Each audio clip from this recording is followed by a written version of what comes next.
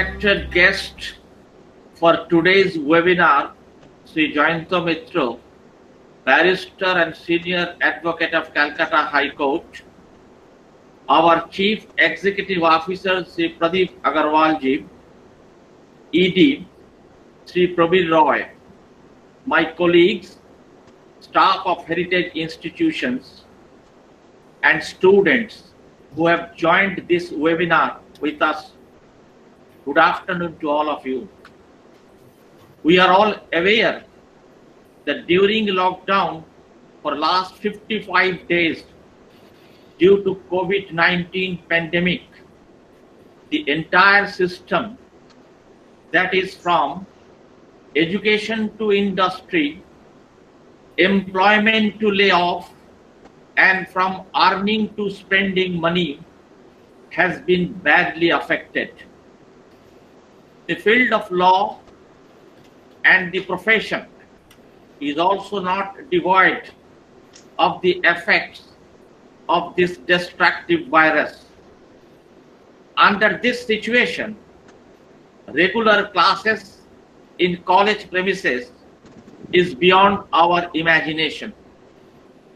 In view of the above and simultaneous interference by the management of heritage institution, more particularly by our CEO, Sri Pradeep Agarwal ji, we organized this webinar which is an attempt to sustain academic activity among students and researchers. Today, this webinar on a topic based COVID-19 and its effect on arbitration law. A part of this topic, that is arbitration law, is mandatory for every law student, and it is one of the compulsory practical papers in LLB curriculum as laid down by the Bar Council of India. To apprise arbitration law on webinar, we are fortunate to get the consent of a very senior and renowned practitioner on arbitration matters, who is none other than Barrister Sri Jayanta Mitra. I am confident that students not only will be benefited, but will be able to implement it out of their learning when their turn will come in the professions. In view of the above, it is my privilege to inaugurate today's webinar at a time much before when the universities and colleges of West Bengal are planning to start. Even today, one of the central universities in West Bengal, that is Vishwa Bharati, Department of English, also planning, but not before us. They will start on Wednesday. So we all look forward to an energizing session of knowledge acquisition through this delivery today. With this hope, I pass on to my colleague, Mrs. Shantanu Ukil, to proceed further for the present webinar. With these few words, I conclude. Thank you, sir, for your spirited words. I now request Sri Prabir Roy, Director, Kalyan Bharti Trust, to deliver the welcome address. Sri Prabir Roy, sir, please. Good afternoon. Before I welcome my friend Jayantoda, so Mr. Chatterjee is a small collection, no interference by management, but encouragement. And Jayantoda, it is pleasure to introduce Jayantoda. I know him for last almost 40 years, since early 1980s. he used to come to the men's bar every Friday where I was there. And in the Calcutta Club, he was the most handsome, popular barrister. And everybody used to really be after Jayantodda because of his very friendly and nice behavior. He used to be friend with everybody under the sun. And he became the president, most popular president of Calcutta Club.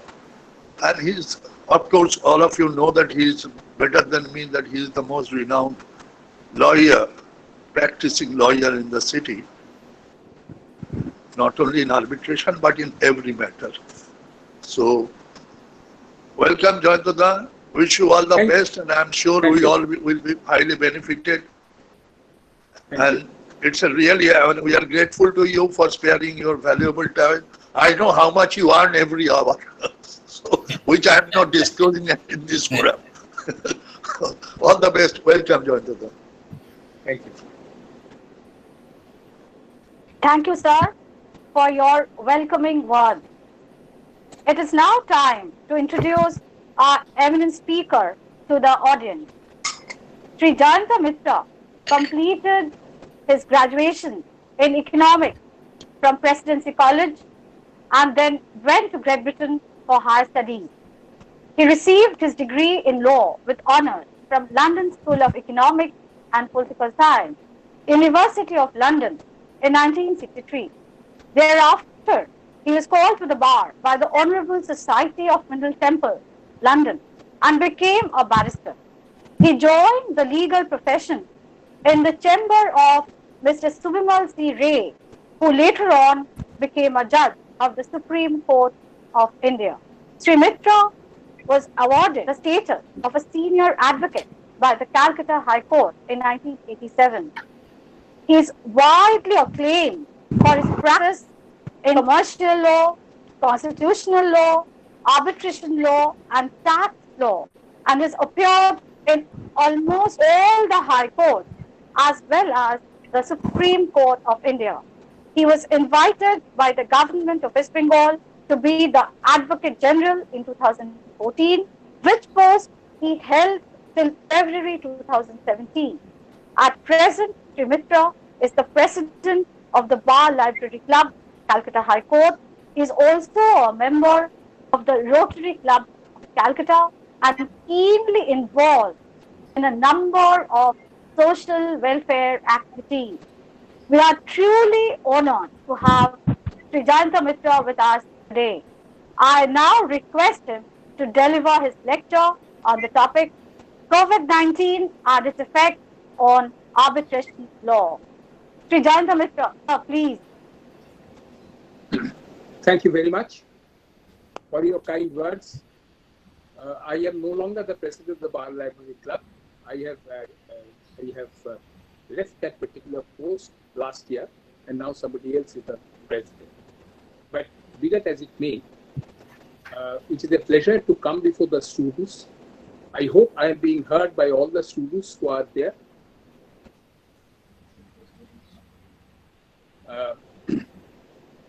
Now, before we start having a discourse on the subject of discussion today, I will just ask the students.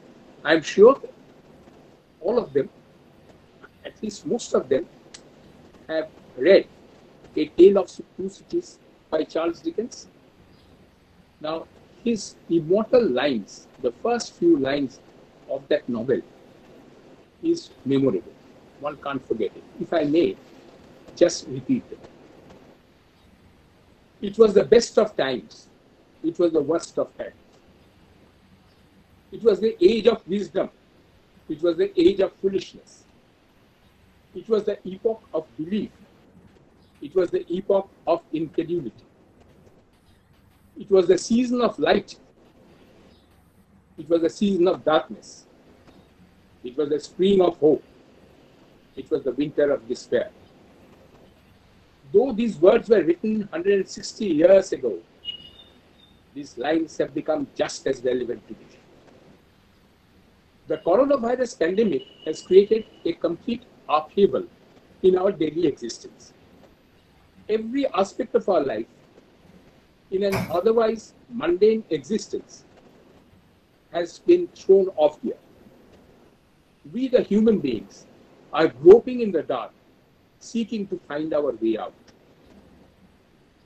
This deadly disease forced us to adopt a new concept, namely social distancing, being the only way to prevent the spread of disease.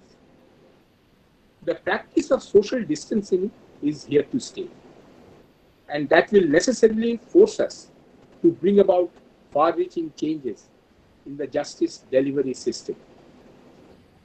My prediction is that even after the lockdown has been withdrawn, our judicial system will continue to undergo a large-scale transformation, which unfortunately, by and large, we, the lawyers, the judges, and the litigants are still not ready for.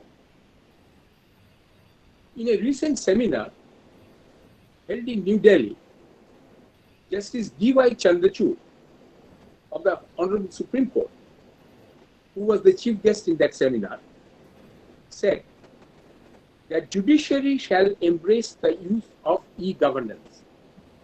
He said that unprecedented pandemic has brought about the adoption of technology by the courts, and now the profession is focused on how the technology should be adopted.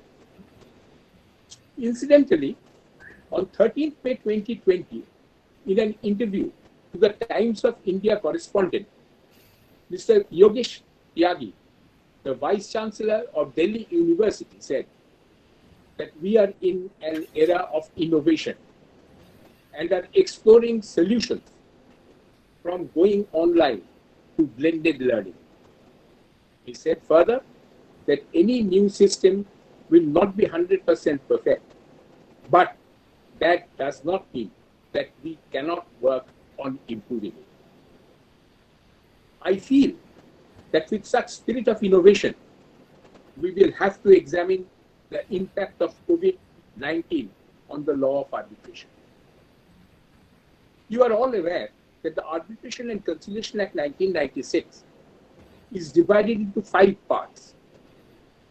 Part 1 deals with arbitration and has 10 chapters. Part 1, capital A, is a new addition and has been inserted in the Act by the amendment of 2019, establishing the Arbitration Council of India. Part 2 of the Act contains provisions for enforcement of certain foreign awards. Part 3 provides for conciliation, and Part 4 contains supplementary provisions containing, amongst others, the power of the High Court to make rules concerning matters contained in the Act. In today's discussions, in the limited time I have at my disposal, I shall primarily confine myself to Part 1 of the Act relating to arbitration. Though such discussions held and suggestions made will necessarily apply to proceedings relating to conciliation. It needs for mentioning that by adoption of e-governance and use of technology in arbitration proceedings, the substantive law which will be administered by the arbitration tribunal in any proceeding will remain unaffected. In other words, the tribunal, when hearing a matter, will apply the prevailing law of the land, like the Contract Act, Transfer of Property Act, Specific Relief Act, etc., as applicable to the facts of the case. But the procedure for hearing, including the taking of evidence, counsel's argument, etc., will have to be conducted by video conferencing. Section 19, subsection 2 and Section 19, subsection 3 of the Act provides that the parties are free to agree on the procedure to be followed by the arbitral tribunal. in conducting its proceedings.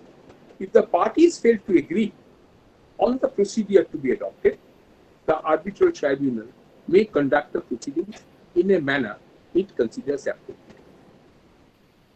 So you see that the Act itself provides for innovation, for adopting the procedure in the changed circumstances of the case that is contained in section 19.2 and 19.3.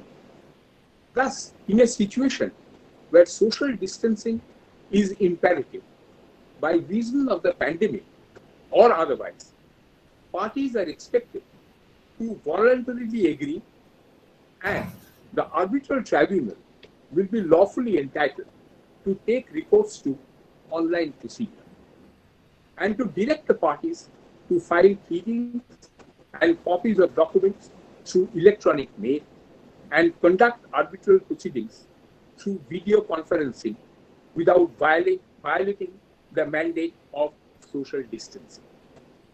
So, I find that our Act itself contains provisions for allowing the arbitral tribunal and the parties to adopt or to get itself adapted to the changed situation. However, speaking for myself, it is easier than done. Easier said than done. You students are computer savvy, and perhaps this is a small thing for you, which does not bother you much. But conceive of a situation where we will have, to a large extent, distance with papers. You see, lawyers, by their very nature of the profession, deals with huge volume of papers. Now we'll have to dispense with papers. If the arbitral tribunal consists of 3 arbitrators, located at 3 different places in the country, all documents on which the parties will be relying, including the pleadings, will have to be filed with copies of them of the same sent to the arbitrators by way of online procedure.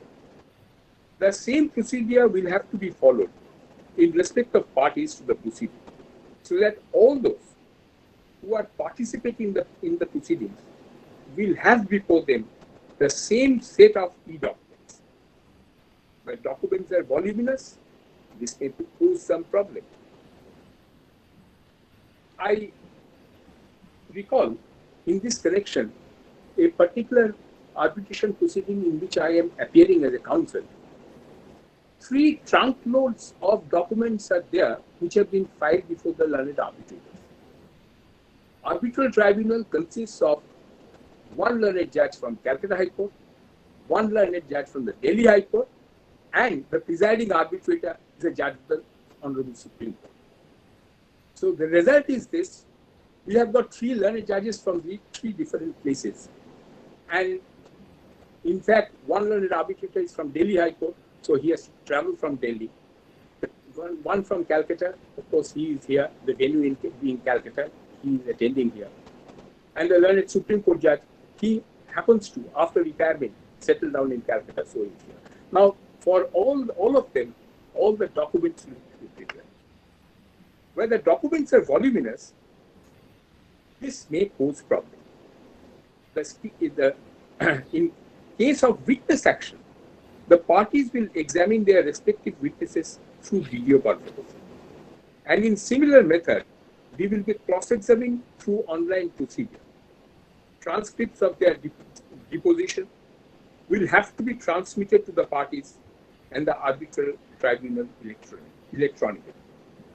After evidence is concluded, when the submission of the respective counsel of the parties will commence, each member of the tribunal must have access electronically to the entire evidence, which include both documentary and oral evidence.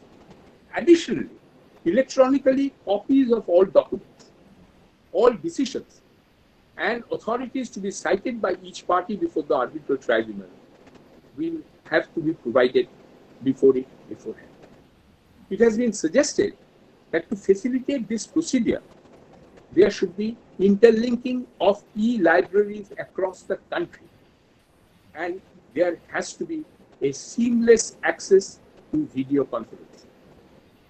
Now, I should say boys and girls, you see, the thing is this, we are still at a rudimentary stage of this video conferencing and e-communication. But nonetheless, time has come when we should gear ourselves up for the purpose of getting ourselves used to the changed situation. We'll have to forget, perhaps, for the time being, dealing with papers. We'll have to deal with electronic mails for the purpose of proper handling of cases before an arbitrator. Now, in this connection, I shall also point out that we may derive benefit from the draft procedure rules suggested in the Supreme Court COVID-19 pandemic emergency procedure rules 2020, and usefully adopted. It can be usefully adopted in respect of arbitration. But mind you, these rules have not yet come onto the statute book. These rules are still in a draft stage.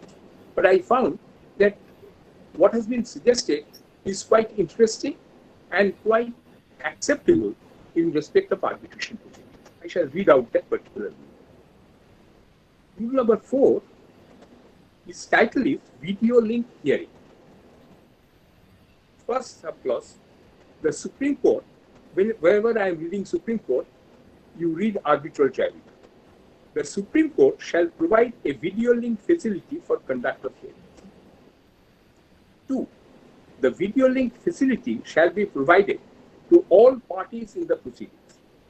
A maximum of 3 links should be provided to each party to enable the advocate on record, the arguing counsel, and one other person, being either an advocate engaged in the case or the client's representative, to participate at the hearing. Number 3, subrule 3. A party in person shall be provided a video link for the entire duration of the hearing to enable him to participate in the video hearing. This subrule 3 is in case a party is unable to pay for a counsel, an advocate to appear for him, and he wants to appear in person. Rule 3 says that he shall be provided with a video link throughout the entire duration of the proceedings. Then subrule 4 I am ignoring, it will not be relevant for our purpose. Subrule 5 is access to video link will open a minute prior to the commencement of the hearing, and access will be withdrawn upon conclusion of the hearing. I feel that perhaps we can usefully adopt this particular rule in arbitration proceedings also. And this can form a part of the rules under the arbitration procedure. So that is why I suggested that this can be adopted by the arbitral tribunal.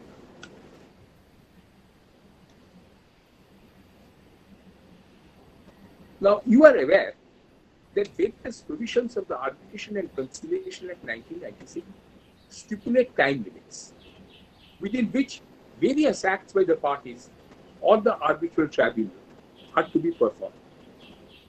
For example, Section 13 contains provisions for time limit within which the challenge procedure is to be initiated after becoming aware that grounds exist for objecting to the appointment of a particular arbitrator.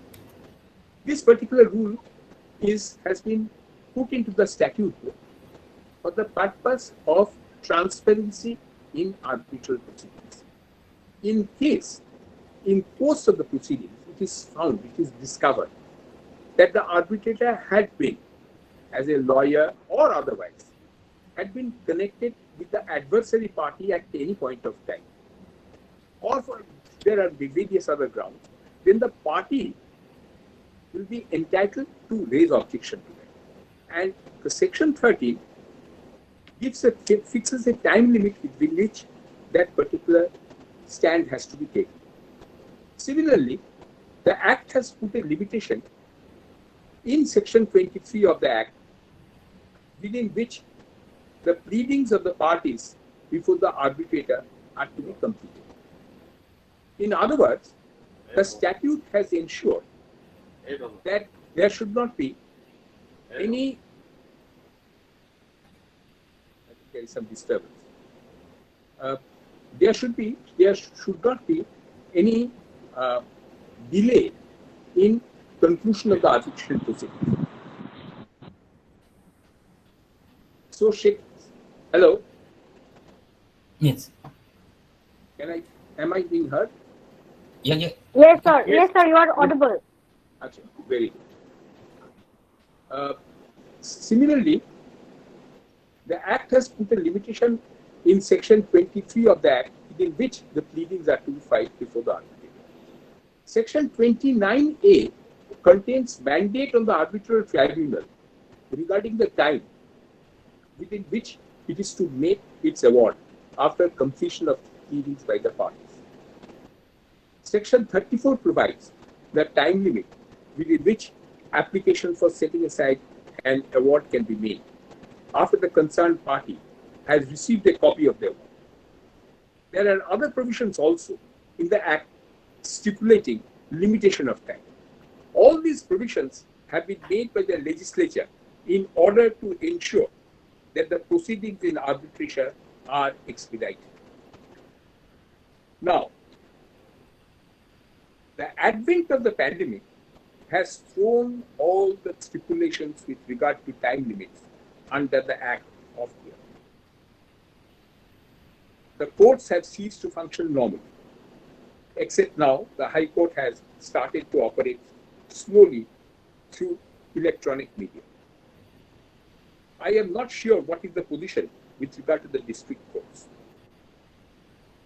The arbitral tribunals have also stopped assembling in deference to the principle of social distancing.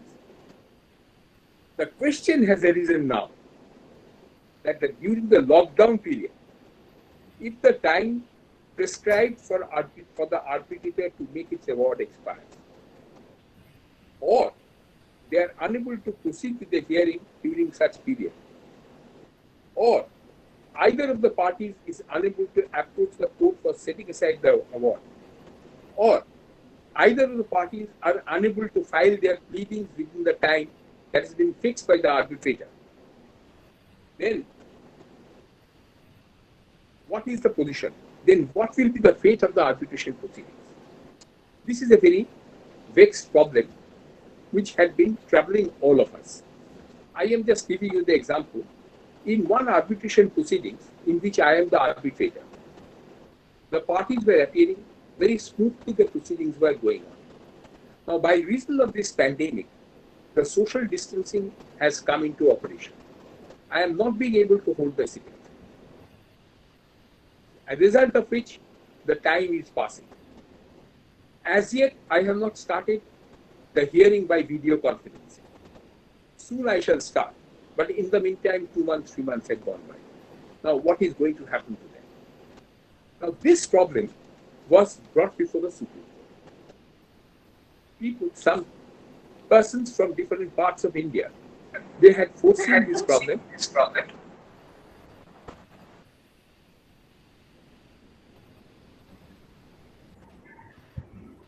Some people from other parts of the country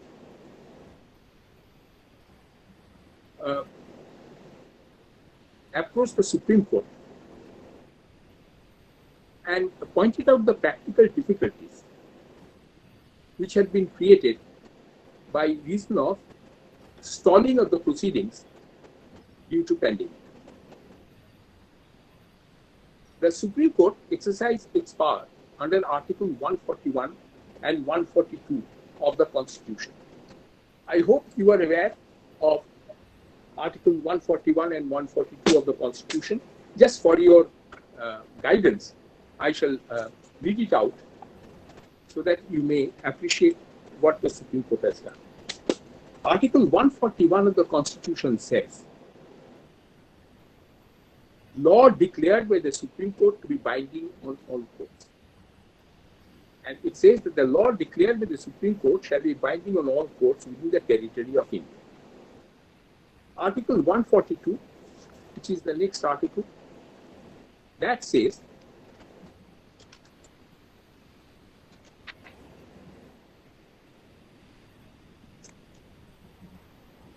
enforcement of decrees and orders of Supreme Court and orders as to discovery, etc. It says that sub-article 1 says the Supreme Court in exercise of its jurisdiction may pass such decree or make such order as is necessary for doing complete justice in any cause or matter pending before it.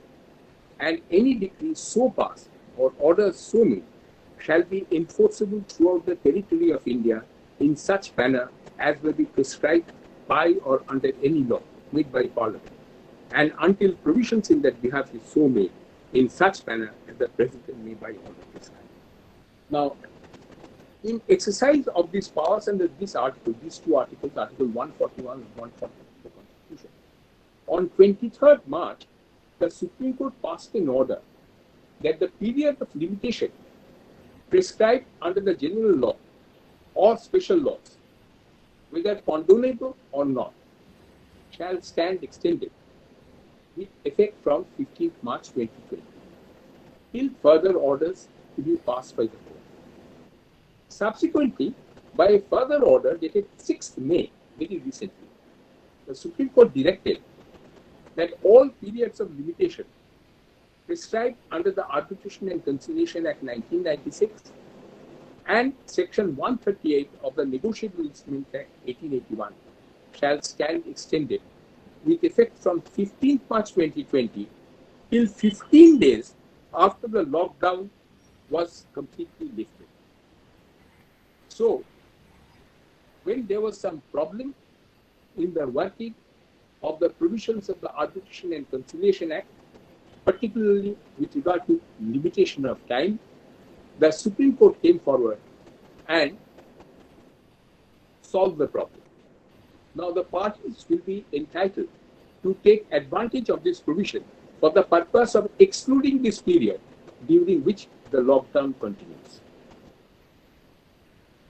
Another interesting question that is arisen consequent upon COVID-19 situation is to what extent the courts will be able to apply force majeure principles to keep alive a contract, or apply the principle of Section 56 of the Contract Act, which renders the contract void because it has become impossible to perform. Now, I shall indicate to you in what circumstances this particular question will arise. For example, I have executed a contract for the purpose of building a road, and a time limit has been fixed that within 2 years I shall construct the road from here to Dankuni. The contractor has undertaken the work. He was continuing with the work. In the meantime, COVID-19 intervened. Result was, by reason of the lockdown, the work came to a standstill. The question arose, and question is arising before the court, that in a situation like this, what is going to happen to the contract? Will it be deemed to have lapsed, so to say, it has become impossible of performance? Or it is a temporary lockout, as a result of which there will be a suspension of work for the period. Now, there has been a controversy on this particular issue.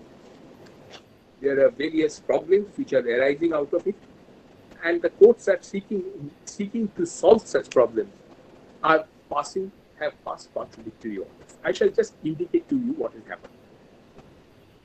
In a recent judgment delivered on 20th April 2020, a learned single judge of the Delhi High Court, in the case of Halliburton Offshore Services versus Vedanta Limited, has granted an ad interim order of injunction on enforcement of a Bengali on the ground that by reason of the sudden and emergent imposition of lockdown on 22nd March 2020, the interest of justice would justify an ad interim order of injunction. Ad interim order of injunction restraining a party who was seeking to enforce the bank guarantee, restraining that party from enforcing it. However, a single judge of the Bombay High Court, also in a recent judgment, dated 8 April 2020, in the case of Standard Retail Private Limited versus Global Corporation, has after holding otherwise, refused to pass any interim order stopping invocation of a bank guarantee on the ground that the lockdown would be for a limited period, and hence it cannot come to the rescue of the petitioners so as to enable it to resile from its contractual obligation to make payment of the bank guarantee. As you can see, that I have given you the instances of two high courts, Delhi High Court and Bombay High Court. One says that by reason of the advent of this particular disease and because of the lockdown, the contractual provision should be kept continuing, and a person who has entered into the contract will be liable to carry out his obligations under the contract, notwithstanding the fact that there is a lockdown in the system. The other one says that no, by reason of this problem, one has to take into account the equitable situation, and one has to give the contracting party a leeway for the purpose of carrying out its obligation afterwards. So, as you can see, that because a whole new situation has arisen, the same situation can be considered from different points of view. And we will have to wait and see how the law on this subject of force majeure or Section 56 of the Contract Act develops in connection with the performance of contract in the light of COVID-19. However, I will recommend to you, the students, to all of you, to study and absorb the principles laid down in the decision of Justice Rohinton Nariman of the Supreme Court in the case of Energy Watchdog versus Central Electricity Regulatory Commission, reported in 2017, 14 Supreme Court cases, page 80. You can take down this reference, 2017, 14 Supreme Court cases, page 80, where the doctrine of frustration of contract in the context of Section 56 and Section 39 of the Contract Act has been very lucidly explained and discussed. Now, finally, I request all of you to appreciate that we have this afternoon been discussing a completely new medium of communication in judicial proceedings. New to the judge, new to the arbitrator, new to the advocate, maybe new to the clients. Arbitrators are not used to facing a camera when hearing a case. A lawyer like me will find it very difficult to argue a case, being always conscious of the fact that it would be a camera I would be arguing in front of, and not a judge. Video conference and online hearing can hardly catch and capture the spirit and the emotion which an advocate intends to bring in his argument through his body language, which are so essential for effective advocacy in a court of law. The fine instances of superb advocacy I have seen in courts of law, the skillful and searching cross-examination by an astute advocate, the art of summing up and making final submissions in court will, if not totally missing, be substantially curtailed before an arbitrator sitting in video conference. Remember that a good advocate has necessarily to be a good actor. The glamour of court proceedings will thus have to be surrendered in an atmosphere of social distancing. I, for one, will not mind it if such virtual court brings about substantial diminution in costs of legal proceedings, and at the same time shorten litigations. The fact that if there are more than one arbitrator in the arbitral tribunal and they are from different parts of the country, in case of online hearing, they will not have to travel all the way to the venue of arbitration. Apart from the efforts required for making them assemble at the venue of arbitration, the time and the money spent in doing so will be saved if hearings are held online. In my experience, I have found that it is most inconvenient to gather a number of people for an effective hearing. Counsel, junior advocates, stenographers, clerks, the arbitrators, the clerical staff. It has been my experience that to accommodate convenience of the parties and the arbitrators, the days of hearing are deferred. And by reason of long gaps between two sets of hearing, the time wasted in recapitulating what transpired in the earlier sittings may be saved by taking reports to online hearing. So the advantage of online hearing is the sittings will be quicker, the delay will be avoided, the cost of traveling could be avoided, and a lot of expenses that are incurred for secretarial support that could be obviated, that could be avoided. Finally, let me come back to where I started from. Social distancing, I feel, is going to stay with us for quite some time to come. Let us make the best use of the lockdown. You are young and are extremely adept at e-communications. Please utilize this opportunity and make use of the modern technology to advance your cause, and in the process educate people like us who are totally ignorant in these matters to get used to this system of e-communication. Thank you very much. Thank you, sir, for your informative deliberation. We all have benefited immensely from today's session, which has definitely provided us with substantial intellectual upgradation and stimulation. Thank you once again. We have been receiving a lot of questions ever since the theme of the seminar was announced. It is now time for a brief question answer session. The first question will be asked by Shweta Chaubey. Good evening, sir.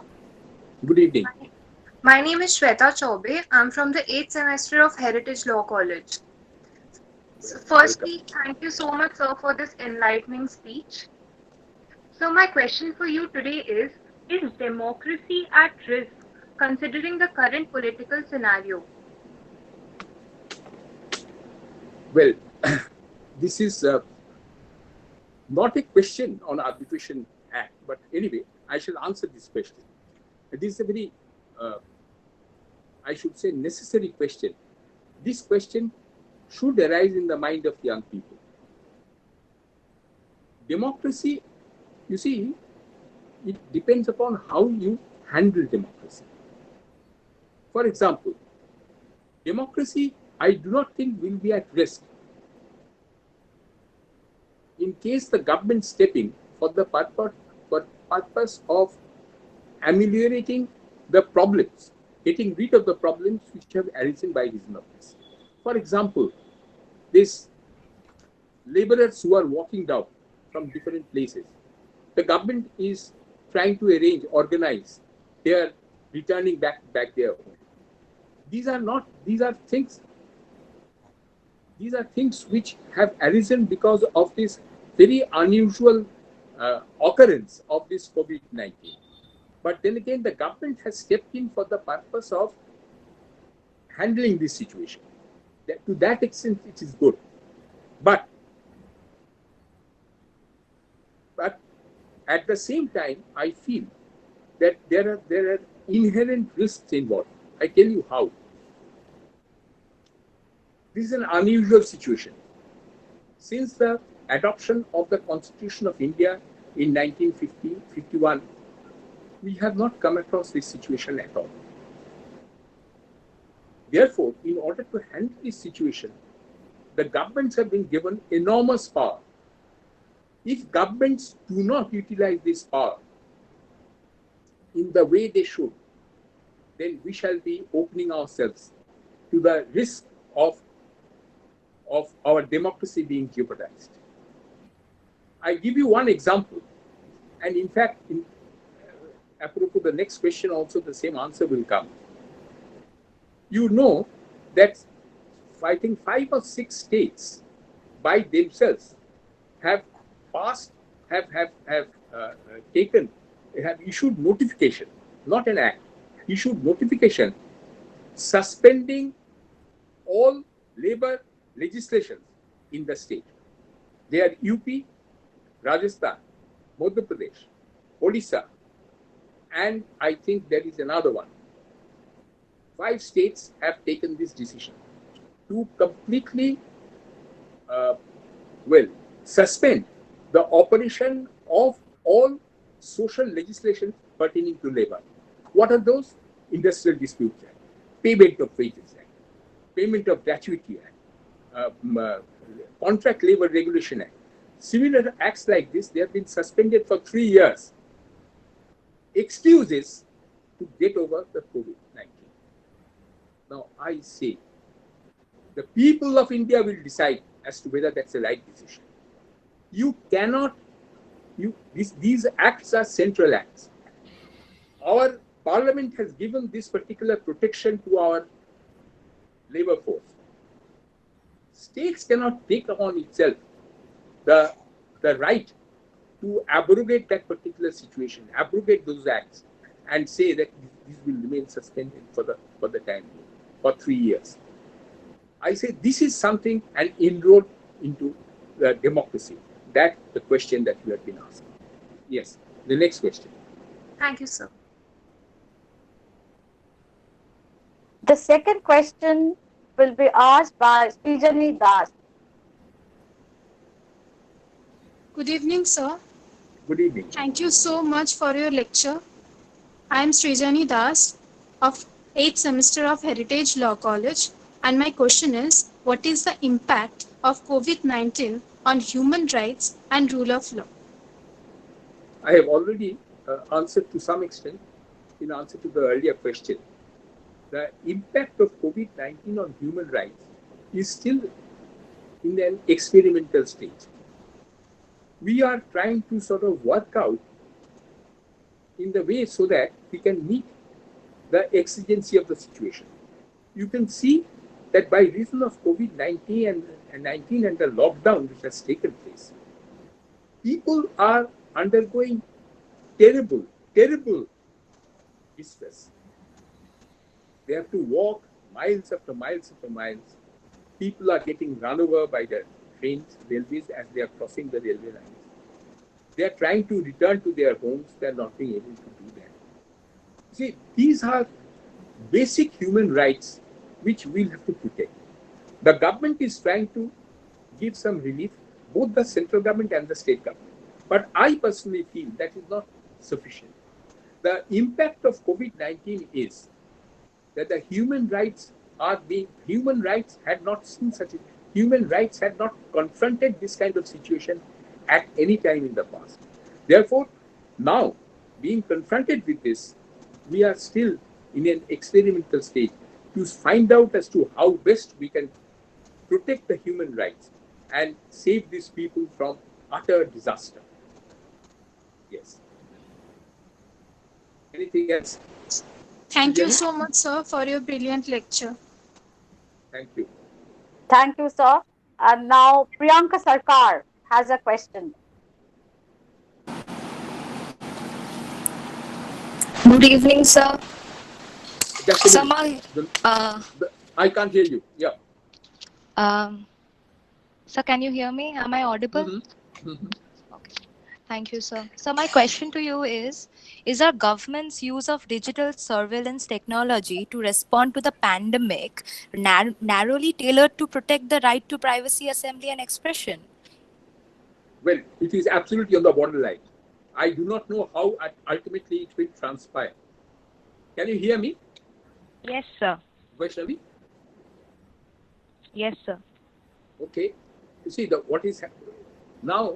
This is the government has to take this kind of a stand for the purpose of protection of human rights. But in the process, I find that in certain circumstances, the borderline is being, so to say, is being crossed. And this problem we'll have to face in the near future, because now only 2 months have gone by. I foresee that this kind of lockdown will continue for at least about 3-4 months more. So let us see how things happen, and then only the future will be able to give you an answer to this. Thank you so much, sir. Thank you, sir. So now we have Sunny Kumar with his question. Yes, Sunny. Good evening, sir. Good evening. I'm Sunny Kumar of 10th semester from Heritage Law College. My question is, arbitration law provides for the concept of competence, which means the arbitrator decides over its own competence. So doesn't it provide an extreme power to arbitrators, which can be easily exploited or violated? In this scenario, how the abuse of such a huge power can be avoided or safeguarded? My answer is very simple. The answer is given by the Arbitration and Conciliation Act. This principle of competence is also, I think, is tempered down by the provisions of the Act itself.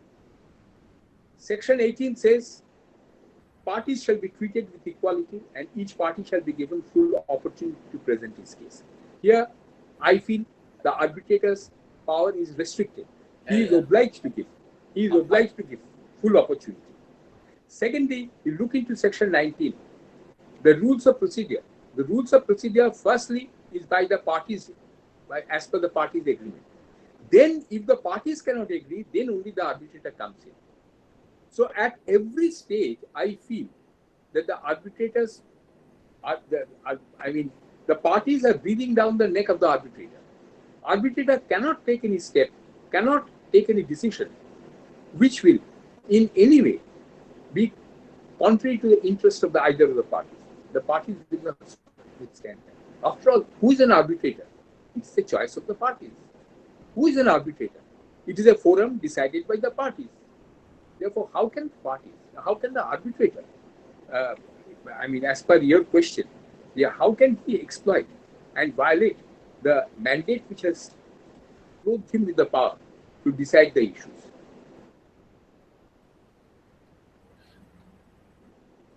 Thank you, sir, and thank you, Sunny. The final question to be asked is by Vaishnavi Prem Sharma. Yes, Vaishnavi. Good evening, sir. Good evening. My name is Vaishnavi Prem Sharma, and I'm from Heritage Law College, 10th semester. Sir, like you said, our legal system's alternative dispute resolution mechanism has it that we can use modern technology like video conferencing for conducting proceedings. But sir, I wish to take your attention towards Indian Council of Arbitration that governs international commercial arbitration, that has framed and adopted international commercial arbitration rules, wherein it has been mandated that the arbitral tribunal has the power to conduct arbitration proceeding by video conferencing, telephone, and other means of communication. So we have seen how international commercial arbitration at large depends upon modern technology for conduction of proceedings. Right. But sir, in our domestic law, the modern technology is taken more as a preference rather than as a necessity. Sir, Right. I would like to just give an example. In this period of lockdown, COVID-19 and the resultant lockdown, we are compelled to have online classes. Sir, had it been a normal case scenario, if our faculty or teachers would have been asked to prefer any one of the situation of taking online classes or taking classroom teaching, obviously they would have resorted to classroom teaching as their preference. But sir, in this period of lockdown, since it is necessary for them to take the online classes, it is happening, sir, and it is going well. It can be improved, but it is going well, sir. So, sir, Okay. according to me, the one loophole that we have in our alternative dispute resolution in India is that we don't take modern technology as a necessity, but we take it as a preference. Correct. And so that is why today, since all our legal proceedings are at a standstill, all the period of limitations has been extended, the alternative dispute resolution, including our arbitration, would have been still working like in any other day, with all the proceedings being conducted online. So, sir, could you just give me an insight of, will it be improved after the lockdown period ends? Yes, I in my discussions, I have already indicated that this lockdown is going to continue for some more time. But during this period, as you will find that the arbitration proceedings will be resumed on the basis of online hearing. Now, today, what is a necessity will become a way of life, in my view, after say 5-6 months. So you are quite right to say that the arbitration and conciliation, under the Arbitration and Conciliation Act, the arbitrators not yet adapted themselves to the new situation. But it is a new situation. So give us some time. You see, people like me who are totally illiterate in the matter of online communication, will take some more time to learn it. We shall learn it from you people, you youngsters. In fact, whatever I have learned today is from my juniors. They know it much better than I do. But I shall take some more time to learn. So it gradually, you will find that the thing is being adopted. And today, what you think is something which by force is being imposed upon us. You will find after 6 months, this will be a part of our way of life. And then you will not complain. Then you will come across and say that this is the way it should be. Thank you so much, sir. Thank you for answering all our questions, sir.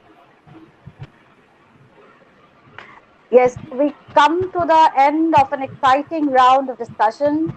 Thank you, sir, and our students. Thank you. Thank you very much. And we are blessed with the presence of Shri Pradeep Agarwalji, the Chief Executive Officer of Kalyan Bharti Trust. Now I request him to address the audience. So, Shri Pradeep Agarwalji, sir, please. I think I must thank you, Jayanta, for such an enlightening session. During such lockdown, though we faced some network error, but I think this was very successful so far as heritage is concerned, and we learned a lot of dimensions about the online proceedings in different court of law, as well as the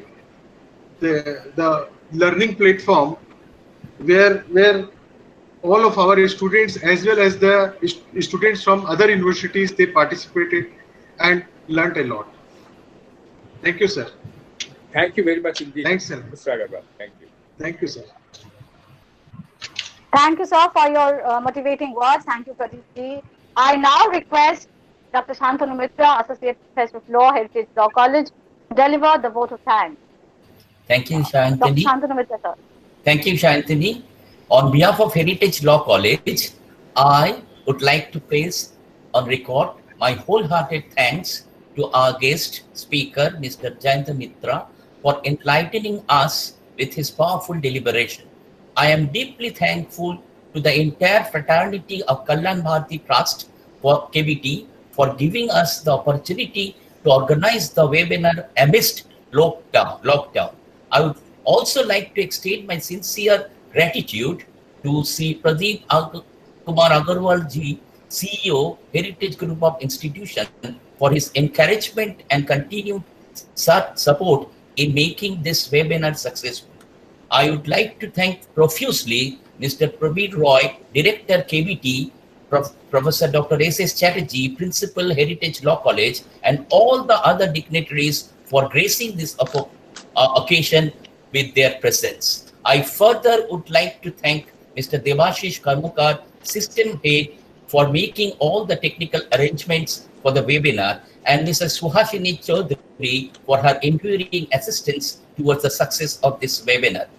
Last but not least, I am deeply thankful to the Heritage Group of Institutions, principal, faculty, staff, students, and all the participants gathered today for making this webinar a huge success. Thank you, sir. Thank you. Thank you, sir. With that, we come to the end of an extremely potent and thought-provoking session today. Once again, I thank the speaker of the day, Shri Jayanta Mitra, for his illuminating presence, and also I thank all the participants who have made the event a grand success. Thank you so much.